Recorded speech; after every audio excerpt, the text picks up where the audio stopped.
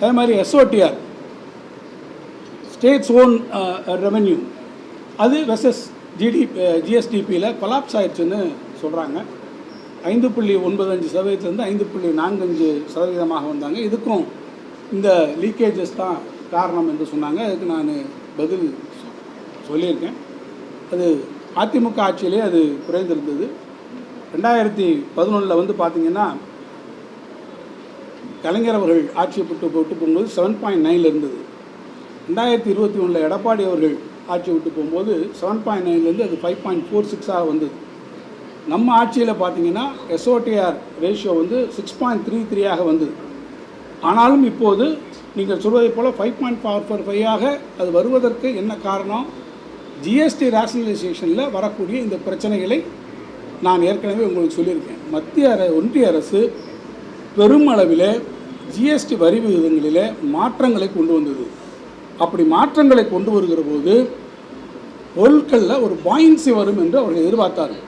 ஆனால் ஒன்றிய அரசு எதிர்பார்த்த பாயின்சி அதில் வரல.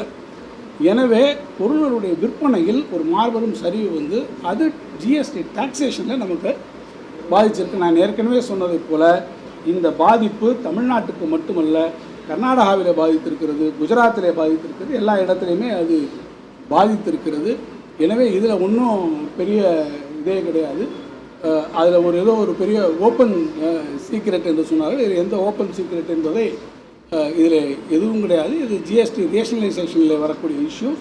நீங்கள் அதை கணக்கில் ஏன் எடுத்துக்கொள்ளவில்லை என்பதை நான் உங்களிடத்தில் கேட்க விரும்புகிறேன். அதை மாதிரி அடுத்து கமிட்டட் எக்ஸ்பெண்டிச்சர் ஒப்புக்கொண்டிருக்கக்கூடிய இதில் வந்து நீங்கள் பண்ணலைன்னு சொல்லியிருக்கிறாங்க. இது வந்து டெவலப்மெண்ட் எக்ஸ்பெண்டிச்சரை கட் பண்ணிடுச்சுன்னு சொல்கிறாங்க. சரி, கமிட்டட் எக்ஸ்பெண்டிச்சர் நான் சொல்கிறோம், கமிட்டட் பண்ணியிருக்கோம். மகளிர் உரிமை தொகைக்கு கமிட் பண்ணியிருக்கோம். பஸ்ஸு நம்முடைய மகளிர் பயணத்திற்கு விடியல் பயணத்துக்கு கமிட் பண்ணியிருக்கோம். நீங்கள் கமிட்டட் எக்ஸ்பெண்டிச்சர் வந்து உங்களுடைய அதர் டெவலப்மெண்ட் எக்ஸ்பெண்டிச்சர்லாம் கட் பண்ணிட்டீங்களே, நீங்கள் இந்த கமிட்டட் எக்ஸ்பெண்டிச்சர்ஸ்லாம் நிறுத்தி பாருங்களேன். மகளிர் உரிமை தொகை நிப்பாட்டிருங்களேன், இதை நிறுத்தி பாருங்களேன், விடியல் பயணத்தை நிப்பாட்டி பாருங்களேன். இதெல்லாம் நிப்பாட்டி பார்த்துட்டு நீங்கள் வந்து நாங்கள் இது எல்லாமே டெவலப்மெண்ட்டுக்கு இதெல்லாம் நாங்கள் இந்த பணத்தை யூஸ் பண்ணுறோம்னு நாளைக்கே நீங்கள் ஒரு அறிவிப்பு கொடுக்குறீங்களான்னு நான் உங்களை கேட்க விரும்புகிறேன். அது மாதிரி டிரான்ஸ்போர்ட் கார்பரேஷன்லையும் இதே தான் சொல்லியிருக்கீங்க, 3 லட்சம் கோடி கடன் அப்படின்னு சொல்லியிருக்கீங்க. இதுக்கும் அதே மாதிரியான ஒரு பெரிய ஹிஸ்ட்ரி இருக்கிறது.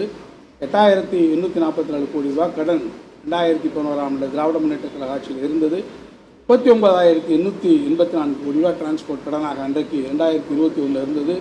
TNEPயில் பார்த்தீங்கன்னா அதே போல் வந்து நம்ம விட்டுட்டு போனது வந்து பார்த்திங்கன்னா 3000 கோடி கடனாக இருந்தது.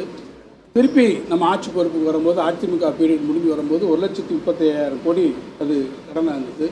இந்த கடன் வருவதற்கான அடிப்படை காரணம் வந்து விவசாயிகளுக்காக நம்ம கொடுத்துருக்கக்கூடிய இலவச மின்சாரம், அதே போல் இலவச பஸ் பாஸ், இலவச பயணங்கள் எல்லாமே நம்ம அதை கொடுத்துருக்குறோம். இப்போ நீங்கள் எல்லாம் அறிவிச்சிருக்கீங்களே, தமிழ்நாடு முழுவதும் எல்லோரும் எல்லாருக்கும் போகலாம், நாங்கள் 100 யூனிட் மின்சாரம் கொடுப்போம், எல்லாரும் தமிழ்நாடு முழுவதும் இலவசமாக பயணமெல்லாம் போகலாம்னு நீங்கள் சொல்லியிருக்கீங்களே.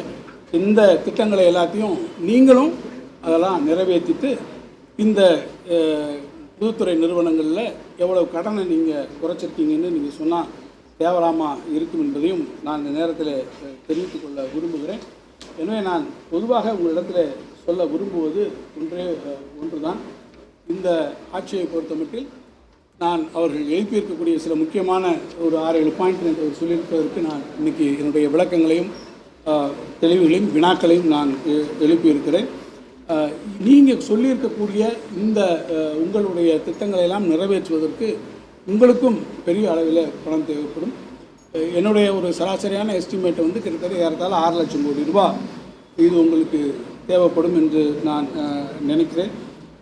நான் ஏற்கனவே சொன்னதை போல் நீங்கள் ஒரு மூலதன செலவுகளிலே ஒரு 50,000 கோடி நீங்கள் ஒரு வருஷத்துக்கு நீங்கள் செலவழித்து வச்சிருந்தால் கூட கடைசியாக உங்களுடைய டெட் 20 லட்சம் கோடியாக வரத்தான் போகிறது.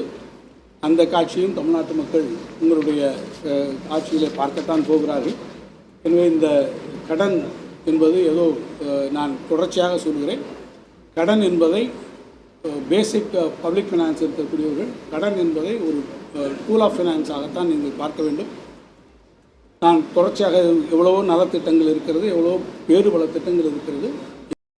எல்லாவற்றுக்கும் ஒரு ஆட்சி என்பது கடன் வாங்குகிறோம் என்பது முக்கியம் கிடையாது. கடன் வாங்கக்கூடிய கடனை எப்படி நீங்கள் சர்வீஸ் பண்ணுகிறீர்கள், பப்ளிக் டெட்டை எப்படி நீங்கள் சர்வீஸ் பண்ணுறீங்க, எப்படி அதை கொடுக்குறீங்க, ஜிஎஸ்டிபிக்கு உள்ள அந்த கடனுடைய சதவீதத்தை எவ்வாறு வைத்திருக்கிறீர்கள் என்பது தான் நீங்கள் பார்க்க வேண்டும். அதைத்தான் நீங்கள் அப்சல்யூட் நம்பரில் பார்க்காதீர்கள் என்பதையும் நான் பலமுறை சொல்லியிருக்கிறேன், இப்போதும் அதை வலியுறுத்துகிறேன். எனவே எந்த ஆட்சியாக இருந்தாலும் கடன் பெறுவது என்பது பொதுமக்களுடைய நலனுக்காக பெறுகிறோம், அவர்களுடைய வளர்ச்சிக்காக பெறுகிறோம். டெபிசிட் ஃபண்டிங்காக நாம் செய்வது என்பது மக்களுடைய நலத்திட்டங்களுக்காக, வெல்ஃபேர் ஸ்கீமுக்காக அதை செய்திருக்கிறோம். நீங்களும் அதை அறிவித்திருக்கிறீர்கள்.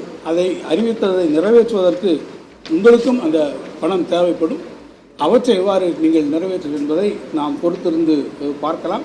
ஆனால் அதே வகையிலே நீங்கள் பார்ப்பீர்கள் என்று சொன்னால், நீங்கள் சொல்லியிருப்பதைப் போல 8% உங்களுடைய ரெவென்யூஸில் இது இன்க்ரீஸ் இருந்தாலும் கூட நீங்கள் வரக்கூடிய இந்த காலகட்டங்களில் ஏறத்தாழ நாங்கள் ஆட்சி பொறுப்பில் இருந்த இந்த காலகட்டத்தில் இந்த ஆண்டிலே மட்டும் நீங்கள் பார்க்கின்றால் ஏறத்தாழ 16,000 கோடி உங்களுக்கு கூடுதலாக வர வேண்டும் என்று நான் மதிப்பிடுகிறேன். எனவே நீங்கள் இதையெல்லாம் வைத்துக்கொண்டு இப்போதே எங்களால் இதையெல்லாம் செய்ய முடியாது, ஃபிஸ்கல் ஸ்பேஸ் லிமிட்டடாக இருக்கிறது, மினிமலாக இருக்கிறது, குறைவாக இருக்கிறது என்றெல்லாம் நீங்கள் சொல்வது உள்ளபடியே உங்களுடைய இயலாமையை காட்டுகிறது. இந்த திட்டங்களை நிறைவேற்றுவதை நாங்கள் நிறைவேற்ற இயலாத சூழ்நிலையில் இருக்கிறோம் என்பதை மக்களுக்கு சொல்வதற்காக நீங்கள் இந்த வெள்ளை அறிக்கையை இன்றைக்கு வெளியிட்டிருக்கிறீர்கள். இதில் அவர்கள் சொல்லியிருக்கிறார்கள், இங்கே லீக்கேஜ் அங்கே லீக்கேஜ் எல்லாம் ஓப்பன் சீக்ரெட் என்று. இப்போது இரண்டு கையையும் விரித்து விட்டார்கள். அவர் 2 கையையும் இப்போது விரித்திருப்பது தான், இதுதான் wide open secret of the government. அவர்களுடைய இயலாமை தான் wide open secret of the government என்று சொல்லி அமைக்கும்.